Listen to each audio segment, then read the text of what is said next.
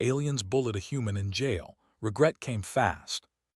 The first thing Rael did when they threw him into the cell block was find the drain. Every holding facility had one. A floor drain, usually near the back wall, where water and waste and whatever else accumulated got pulled away. It was always in the least desirable corner of the room, which meant it was always the corner nobody wanted, which meant it was always available. Rael walked to the back of the block, found the drain, and sat down next to it. The smell was bad. He had smelled worse. 3 years doing repair work in the sewage reclamation tunnels under Port Valden had calibrated his nose in ways most people never experienced. He sat down, put his back to the wall, and looked at the room. The block was not small. It ran maybe 40 meters from door to back wall, wide enough that 20 prisoners could move in it without constantly touching each other. The ceiling was a single curved piece of dark alloy, no seams, bolted to the walls at intervals. The lights were yellow, not white, not blue, yellow, which gave everything inside a faintly sick tone, like the whole room was slightly unwell. There were 16 other prisoners, all alien. In 4 years of working transit routes through the outer sectors, Rael had seen a lot of species. He recognized maybe half of what was in this room. The other half was new. One thing was not new. The look. He had seen the look in labor camps, in transit queues, in low-cost dormitory blocks, on stations that did not care who they rented to. The look that a room gave when a new thing walked in and the room was deciding what to do with it. It was not unique to aliens. Humans did it too. Every social species did it. The look said, categorize this. Find the slot. Put it somewhere. 2 creatures in the center of the block were doing the look with more intensity than the others. The larger of the 2 was built close to the ground, wide and heavy, with a shell-like carapace covering most of its back and shoulders. Its skin, where it was visible, was a dull orange-brown. It had 4 eyes arranged in a horizontal line across a flat face, and all 4 of them were on Rael at once.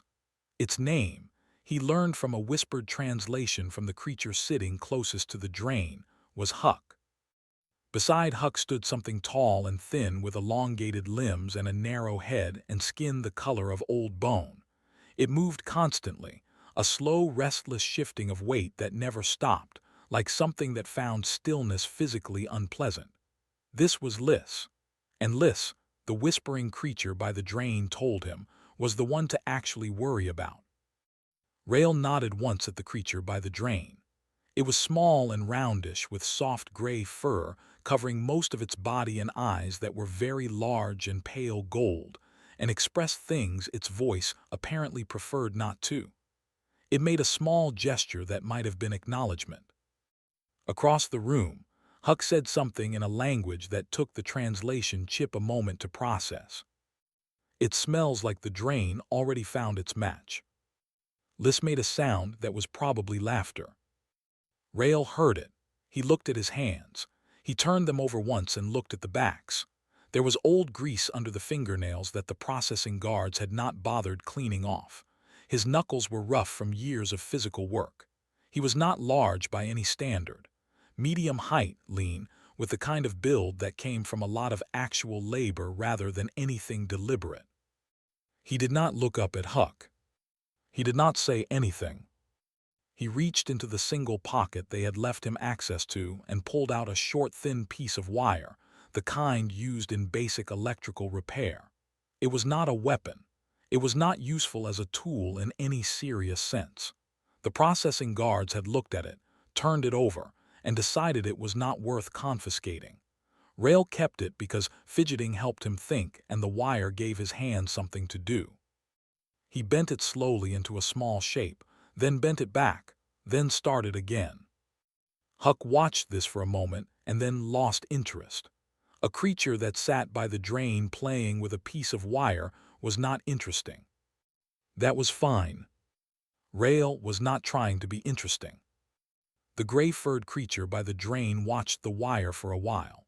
Then, very quietly, almost too low for the translation chip to catch, it said, "My name is Was." "Rael," he said. "What are you here for?" Was asked. "I punched a station administrator," Rail said. Was's large gold eyes blinked once. "Why?" "He was using his authorization codes to redirect food shipments away from a settlement that was on his family's bad debt list. About 800 people. I found out. I asked him to stop. He did not stop. I found him again and expressed my feelings about that more physically." Was was quiet for a moment. "Did it work?" "Someone else saw the redirected shipments in his files while he was being treated. So yes," Rail said. "Eventually." Was made a very small sound, not quite a word. Across the room, Liz had stood up and was walking toward the back wall with the slow, restless movement that never stopped. It was not heading anywhere specific. It was circling. Rail watched it from the edge of his vision without turning his head. Liz passed close to Rail on the way back. Too close. Its long, thin foot came down on the wire that had slipped from Rail's fingers a moment earlier, pressing it flat against the floor. Rail looked at the foot, then up at Liz. Liz looked down at him from its full height and said nothing. It just stood there, on the wire, waiting to see what a small, soft human would do about that.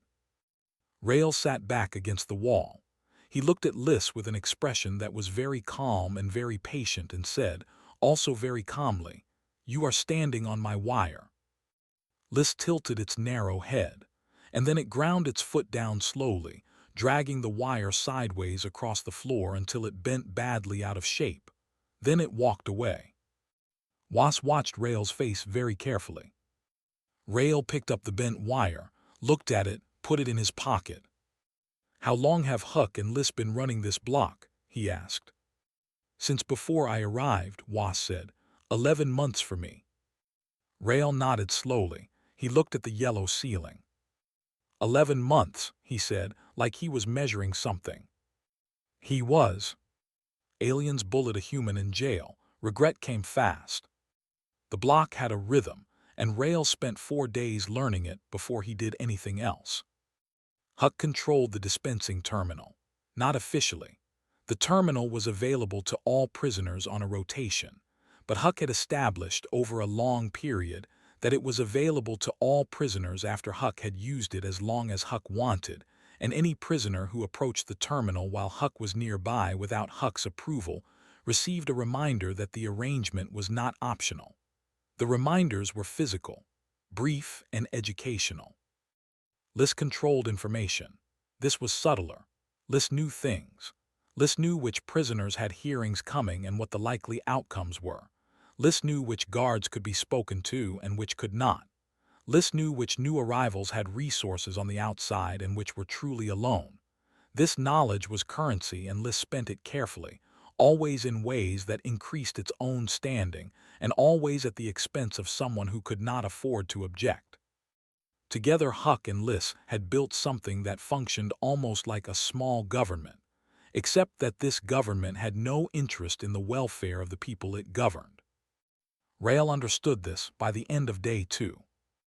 By day 3, he understood the people. There was Was, who had survived 11 months by being nearly invisible and extremely undemanding. There was a creature called Fen, heavyset and slow-moving, who had clearly once been confident and had been reduced to something much smaller over time. There was a pair of creatures from the same species who had arrived together and now sat close at all times, not speaking much, just maintaining contact with each other the way animals do when they are trying to stay warm. There were others. Each one had a story written on them by how they sat and how they moved, and how they responded when Huck or Liz came near. Rail read these stories carefully. On day 4, Liz did something new. The block had access to a small amount of outside information through a shared news terminal mounted on the wall. Most prisoners used it in short turns to check anything relevant to their cases or their lives outside. On day 4, Liz went to the terminal during Rail's rotation turn and simply stood in front of it and used it, not because Liz particularly wanted to, but to make a point about whose rotation it actually was. Rail stood behind Liz and waited. He waited for 11 minutes, he counted. When Liz finally moved away, It looked at Rail with its tilted narrow head and said, in the loose translated approximation that the chip produced, still there, like something that does not know it is unwanted. A few prisoners nearby made sounds of amusement. They were not genuinely amused. They were performing amusement because it was safer than silence. Rail stepped to the terminal. He used his remaining 4 minutes of the rotation. He checked one thing. The colony settlement records for a place called Merritt Station, 3 sectors away. He found what he was looking for and read it twice. Then he stepped away from the terminal without expression. Was was nearby. What were you looking at? It asked quietly. Liz has a pending civil case, Rail said, very low. The case involves misrepresentation of cargo manifests. The hearing is in 9 days. There is a specific regulatory code under which the charge was filed. I was checking whether that code was amended recently. Was blinked its gold eyes. Was it? Yes, Rail said. 6 weeks ago. The amendment significantly increases the penalty range for that specific charge. Liz almost certainly does not know. Creatures like Liz always think they understand the system better than they do. Was stared at him. What are you going to do with that? Rail put his hands in his pockets. Nothing yet. Information is only useful when the timing is right. Was was quiet. It was the kind of quiet that meant it was revising something it had thought it understood. The next morning, Huck decided that the area near the drain was now part of Huck's extended territory. This was communicated through the simple method of walking to the back wall and standing in front of Rail's spot and looking down at him. Rail looked up at Huck. The 4 eyes in a row were all on him.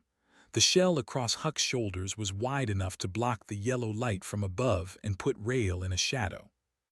Move, Huck said. Rail did not move immediately. He looked at the 4 eyes for a moment, and then he looked at the wall beside Huck, and then he looked at the floor. Why this spot? He asked, not challenging, genuinely curious in tone. Huck had no ready answer for that.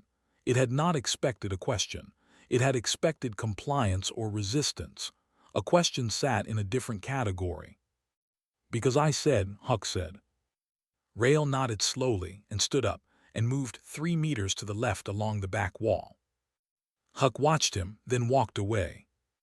That night, while the block was in its dim sleep cycle, Rail sat against the back wall in his new spot and bent the wire in his pocket back into shape.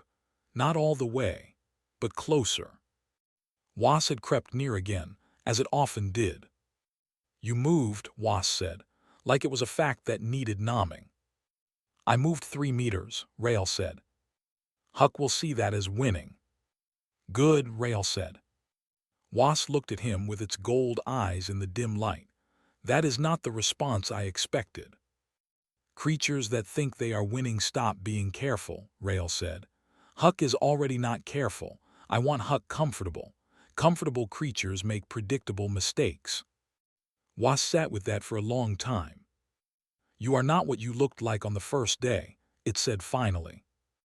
Rail looked at the wire in his hands, bent it once more. Nobody is, he said. Aliens bullet a human in jail. Regret came fast. On the 7th day, Rail started talking to people.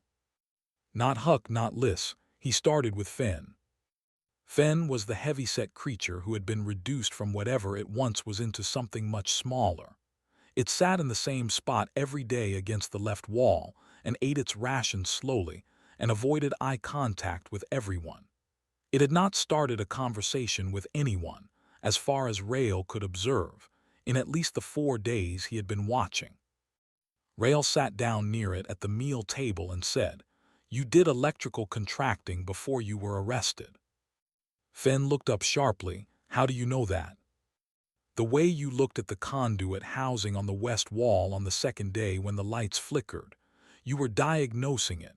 You looked at the junction point first, not the light panel itself. That is a trained habit, not a guess. Fen stared at him. I did electrical work for 12 years before my case, Rail said. Mostly infrastructure, Tunnels and reclamation systems. What were you contracted for? Fenn was silent for a moment, like it was deciding whether this was safe. Then, slowly, transit hub power grid, 3 stations over 17 years. 17 years, Rail said. That is a long time to know a system. Something in Fenn shifted, small but visible. The posture changed by a few degrees, not straightening exactly, but something moving back toward what it had been before 11 months of this place had pressed it down. They talked for 20 minutes. Rail asked questions and listened to the answers. When Fenn said something technically specific, Rail engaged with it at the same level instead of nodding blankly. When the conversation ended, Fenn sat differently than it had at the start. Rail moved to the paired creatures next. He learned their names were Ada and Saul, and that they had been transport pilots before a cargo inspection gone wrong had put them here. He talked to them separately, which surprised them, then brought them into the same conversation, which surprised them more. By the end, they were speaking to each other in a less guarded way than they had for weeks. He talked to 3 others over the following 2 days, not long conversations, careful ones, each one specific to the creature he was talking to. Was watched all of this from various distances. On the evening of the 9th day, Was came to sit near Rail and said, "What are you doing?" "Talking to people," Rail said. "You are doing something more than that," Was said. Its gold eyes were thoughtful. "Fenn sat with Ada and Saul today. They have not spoken to each other in months. You made that happen somehow." "I just reminded them they were people," Rail said. "This place works by making everyone feel alone. Alone creatures do not cooperate. They do not share information. They do not notice patterns. They just survive one day at a time and hope nothing finds them." "And if they are not alone," Was said. "Then they start noticing things," Rail said. "Together." Was was quiet.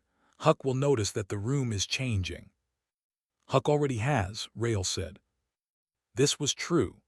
Huck had been watching the new small gatherings with its 4 eyes and a growing tension in the shell across its shoulders. That morning, it had gone to the food terminal 20 minutes before its usual time, which was a deviation from the established pattern, which meant something in Huck's sense of control was already registering a problem it could not name. Lys, meanwhile, had its own issue. Rail had, on the 8th day, quietly mentioned the amended regulatory code to Fenn during their second conversation, framed as a general observation about how the legal system worked. Fenn had mentioned it to Ada the next morning. Ada had mentioned it within earshot of a creature called Dawn, who was one of the 3 or 4 prisoners that Lys considered reliable sources of block information. By the end of the 9th day, Lys knew about the amendment. Rail knew Lys knew because he watched Lys go to the news terminal at an unusual time and spend 19 minutes on it, which was 17 minutes longer than Lys usually needed, and then stand very still for a while afterward looking at nothing. The amended code did what Rail had said it would do to Lys's case. It was not small.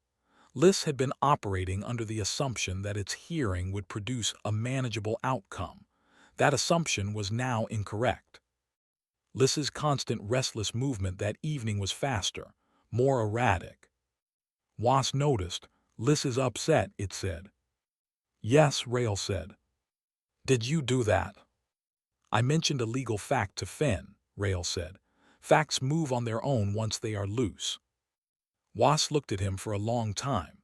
Its gold eyes were doing something complicated. "You are very dangerous," it said, not with fear, with something closer to wonder. Rail looked at the bent wire in his hands. He had been straightening it for 9 days, a little each day, working the kinks out slowly. It was almost back to its original shape now. "Not yet," he said, "but things are ready." Outside in the corridor, barely audible through the blocked door, a guard made a round and walked past. The yellow lights buzzed. The room settled into its night rhythm. But the room was not the same room it had been 9 days ago. And in the morning, Huck was going to do something about that. Rail was counting on it. aliens bullied a human in jail. Regret came fast. Huck came for him during the exercise period. The block had 1 hour each day when the door to the outer corridor was opened, and prisoners could move through a longer stretch of gray hallway. Most used it to walk. Some stood in the wider space and breathed air that did not smell like 16 other creatures. Rail always walked the full length, back and forth, methodical, consistent, the same speed every time. On the 10th day, Huck and 2 other prisoners boxed him in near the far end of the corridor. It was a good place for it. One guard post, visible but distant. The angle meant the guard would have to move to see what was happening clearly, and the guard, who had learned over many rotations that what happened among prisoners was not worth the administrative documentation it generated, did not move. Huck put itself in front of Rail, and the 2 others flanked him from both sides. Huck was a head and a half shorter than Rail, but 3 times his width, and the shell on its back and shoulders added to that impression significantly. All 4 eyes were fixed on him, with an expression that was not anger exactly, but something more like appetite. "You have been rearranging my block," Huck said. Rail stood still. "I have been talking to people." "My people," Huck said. "They are not your people," Rail said. "They are just people." This was the wrong thing to say if the goal was de-escalation. Rail knew that. He said it anyway because de-escalation was not the goal here. The goal here was the thing that came after. Huck moved. It was a low charge, using the wide shell as the primary weapon, the whole body aimed like a blunt object. It was how Huck had ended most physical encounters in this block. Low, wide, fast, using its natural body structure as armor and the charge itself as the force. Against most creatures in the block it was overwhelming. You could not grab what it led with because what it led with was hard shell with nothing soft to grip. Rail stepped to the side at the last possible moment and used both hands on the leading edge of the shell to redirect rather than resist, pushing the angle just far enough that Huck's own momentum carried it past him and into the corridor wall. The impact was loud. Huck's shell hit alloy hard. The 2 flanking prisoners hesitated. That hesitation was everything. Huck pushed off the wall immediately and turned. It was angry now in a way that the first charge had not been, the controlled tactical anger of a creature that uses its body well replaced by something less controlled and therefore less reliable. It came again, faster this time but less structured. Rail did not step aside this time, he stepped in. He got inside the shell reach, where Huck's width became a disadvantage instead of an asset because there was not enough room to swing. He put one arm along the join line between Huck's shell edge and its unprotected side. He found a grip that was not strong by any measure, but was in exactly the right place. He pulled, turned his own body, and used the combination of his weight and Huck's still moving momentum to put Huck down on its side on the corridor floor. The shell hit the ground hard. Huck lay there for a moment, limbs working to find purchase, the weight of its own carapace making recovery from the position slow. Rail stepped back, not far, just back. He breathed steadily. The 2 flanking prisoners did not move. One of them actually stepped back from Rail without appearing to realize it was doing so. Huck got up. It was not quick. When it was standing again, it looked at Rail with all 4 eyes, and there was something in the look that had not been there before, something that did its calculations again from the start. Rail said, "I do not want to keep doing this." His voice was level, not threatening, not particularly kind, just plain. "You run this block through fear," he said. "Everybody in that room is smaller than they were when they arrived because of you and Liz. You have been here long enough that it probably does not look like a choice anymore. It just looks like how things are, but it is still a choice." Huck stood and breathed hard and said nothing. "I am not trying to take your bench," Rail said. "I do not want the bench. I am here for maybe another 3 weeks and then I am gone. What I want is for the next 3 weeks to be different from the first 10 days. Silence in the corridor. The guard at the far end had still not moved. One of the flanking prisoners made a slow, deliberate movement away from Huck's side and toward the center of the corridor. Not toward Rail, just away from Huck. It was a small movement. It said something about how the calculation of safety had just shifted. Huck looked at Rail for a long time. Then it looked at the prisoner, who had moved away from its side. Then it looked at the floor. It said nothing. It walked back toward the block entrance without looking at Rail again. The exercise period had 7 minutes left. Rail continued his walk, back and forth, same speed, same methodical pace. When the prisoners filed back into the block, Liz was standing near the door. It had watched some of what happened through the narrow window panel. Its restless, constant movement had gone completely still for the first time anyone could remember. It looked at Rail as he walked past. Rail looked back. Neither of them said anything. Inside, Was was sitting near the drain. It had saved Rail's spot, which it had never done before, or not in any obvious way. Rail sat down next to it. Was said very quietly, "You knew the shell." "I studied load-bearing joins for 6 years," Rail said. "Every structure has a place where the strength meets the weakness. Physical, mechanical, institutional, same principle." Was looked at him. "Did you study Huck's species specifically?" "3 days ago," Rail said. "News terminal." Was blinked its gold eyes once. Then it made a sound that was not quite a laugh but lived in the same neighborhood. Rail put his hand in his pocket and felt the wire, almost straight now, almost exactly what it had been before. Not yet. One more thing needed to happen first. Aliens bullied a human in jail. Regret came fast. Liz came to him on the 11th night. Not during the day, not during a meal or the exercise period. During the sleep cycle, when the yellow lights dropped to their dimmest setting and most of the block was unconscious or close to it. Rail was in his half-sleep, the light monitoring rest he had trained himself into over years of working in environments where full sleep was a risk. He heard Liz before he saw it. The constant movement had returned, but it was slower now, more deliberate, the movement of something navigating carefully rather than burning off energy. Liz crouched near the back wall. Even crouching, it was tall. "The amendment," it said, low. The translation chip caught it barely. Rail sat up slowly. "Yes." Liz was quiet for a moment, its narrow head tilted. "You knew about it before you arrived here." "No," Rail said. "I found it on the 7th day, news terminal." "You released it into the block deliberately." "I mentioned it to someone," Rail said. "Yes." Another silence. The dim yellow light made everything in the room look like it was at the bottom of shallow water. Somewhere across the block, someone shifted on their sleeping surface and was still again. "Why?" Liz said. Rail considered the question. He could have given a strategic answer. Instead, he gave the true one.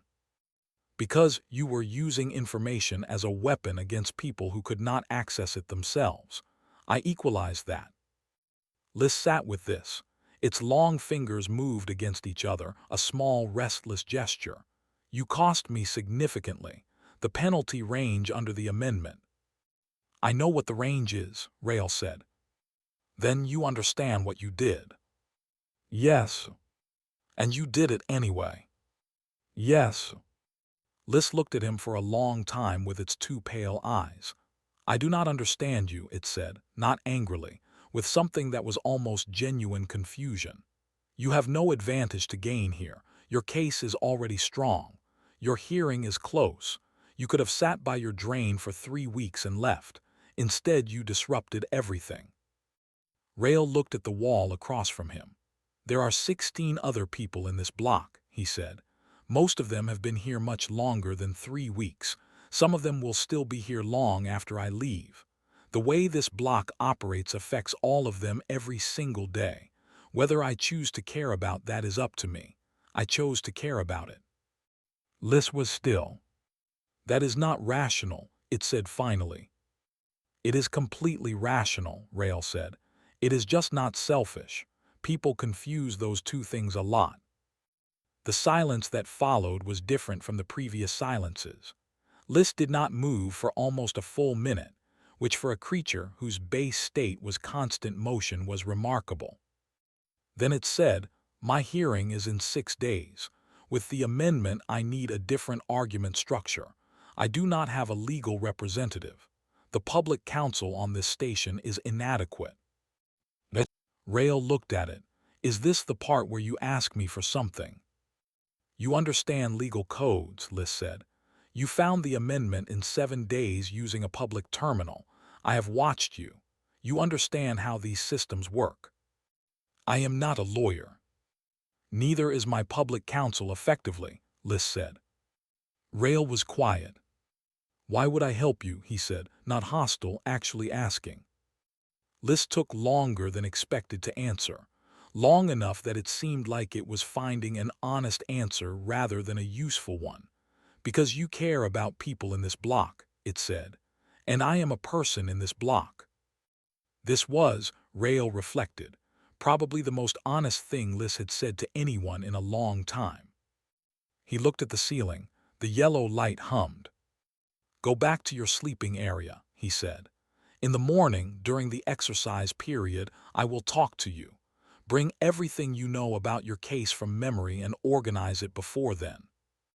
Lys stood slowly. It looked at Rail for another moment. "Why?" it said again. The same question but smaller this time, more personal. "Because someone has to start somewhere," Rail said. "And I have always been better at starting things than waiting for someone else to." Lys walked away through the dim room and found its shelf. Across the block, Was was watching from its spot with half-open gold eyes. It had heard most of it. Not all, but most. In the morning it went to find Fen, and Atta and Saul, and the others. Not because Rail had asked it to. Because something in the block had shifted over 11 days into something that moved on its own now. Something that did not need Rail to manage it because the people inside it had remembered that managing things was something they were capable of.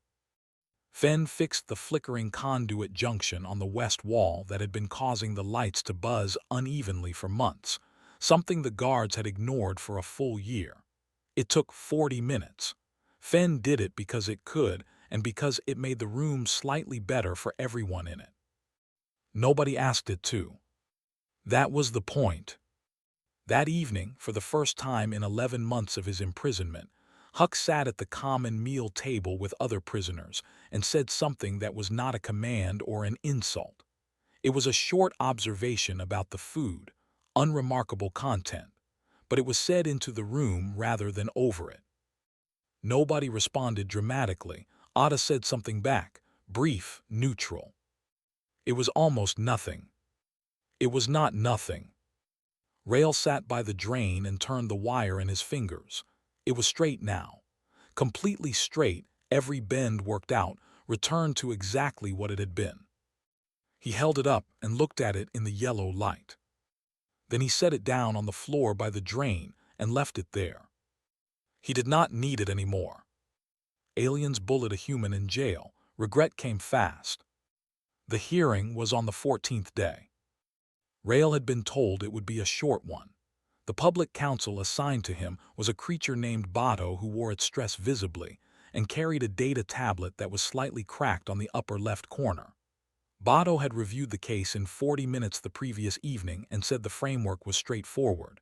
The assault charge, the mitigating circumstances, the evidence of harm to the settlement population, and the short timeline. It expected a decision within a few hours. What Bato did not know, because it had not happened yet, was what was being prepared in the block on the morning of the hearing. Rail was taken out at the start of the session. In the block, after the exercise door closed and the room settled into its midday quiet, Was sat on the central table and spoke to the room. It was a short speech. Was was not a natural speaker. Its voice was not strong and its preferred state was still near invisibility. But it said, clearly enough for the translation chips to carry it to everyone present, that there was a human who had arrived 14 days ago and done something that none of them had done in this block in a long time, which was look at the people around him and decide that what happened to them mattered. Was said that if anyone had something true to say about that, the legal terminal was available for 1 more hour before the afternoon lock. Then Was got off the table and went back to the drain corner and sat down, and did not say anything else. There was a long silence. Fen went to the legal terminal first. It sat for 12 minutes and filed a statement. What it said was between Fen and the terminal and whatever record the station kept.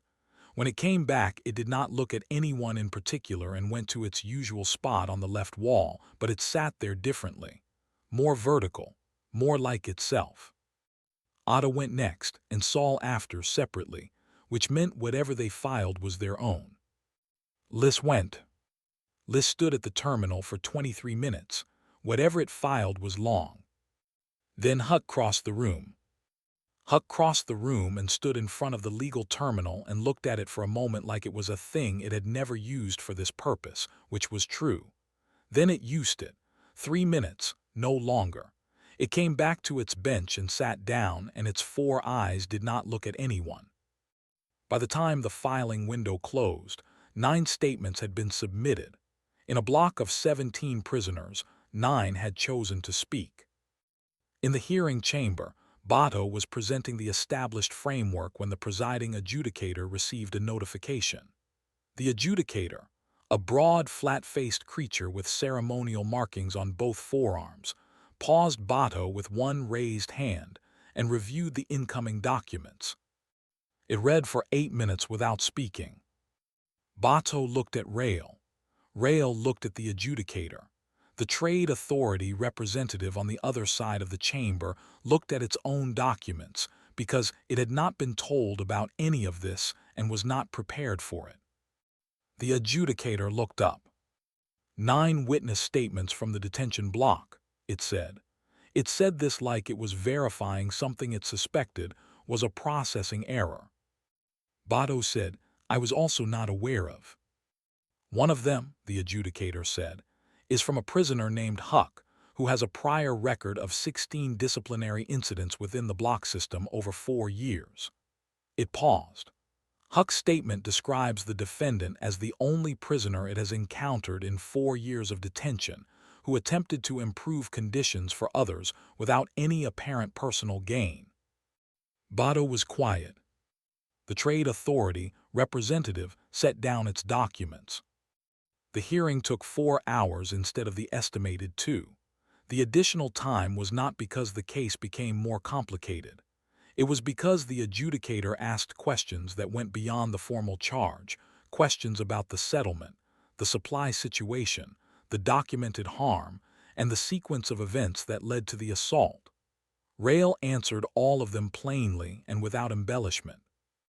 At the end, the adjudicator gave a sentence of time served with a fine rather than additional imprisonment, attached to a condition that Rail formally submit his settlement findings regarding the redirected food shipments to the Regional Oversight Board within 30 days. This was almost exactly what Rail had hoped for when he punched the administrator. He thanked Bato, who looked slightly stunned in the way people look when something goes considerably better than their careful professional expectations. He was processed and escorted back to the block for the last time to collect his release items. When he walked back through the block door, the room was in the late afternoon slow period. People were in their spots. The yellow lights buzzed. It looked the same as it always did. It was not the same. Fen was sitting on the left wall reading something on a personal data chip, which Rail had not seen it do in 14 days. Ada and Saul were on opposite sides of the common table having a conversation across the full width of it, not huddled together. Was was in its spot by the drain, gold eyes open, watching the room with something different in its expression. Not fear management, actual attention. Huck was on the center bench. When Rail walked past, Huck looked at him, all 4 eyes. Rail stopped. Leaving, Huck said. Yes, Rail said. Huck looked at the floor, then back up. What you said in the corridor, about it still being a choice. Yes. Huck said nothing else, but it held eye contact for a moment longer than it needed to. That was the whole sentence. Rail nodded once and walked to his spot by the drain. He picked up his single possession, which was the wire which he had left there and which nobody had touched. He put it in his pocket. He looked at the drain for a moment, then at the room. Was looked up at him. Its gold eyes were bright, and a little too full for a creature that had survived 11 months by having no feelings anyone could see. "You are going to go find another settlement that needs help," Was said. "Not a question." "Probably," Rail said. "And get arrested again," Was said. Rail considered this seriously, hopefully less so. Was made the sound that lived near laughter. Rail walked to the block door. It slid open for him. He did not look back. He did not need to. He already knew what the room looked like. He had been building it for 14 days. In the corridor, under lights that were white instead of yellow and smelled like recycled air, instead of 16 species, Rail straightened the wire one final time between his fingers. Then he let it go. It fell and rang once against the floor and was still. He kept walking.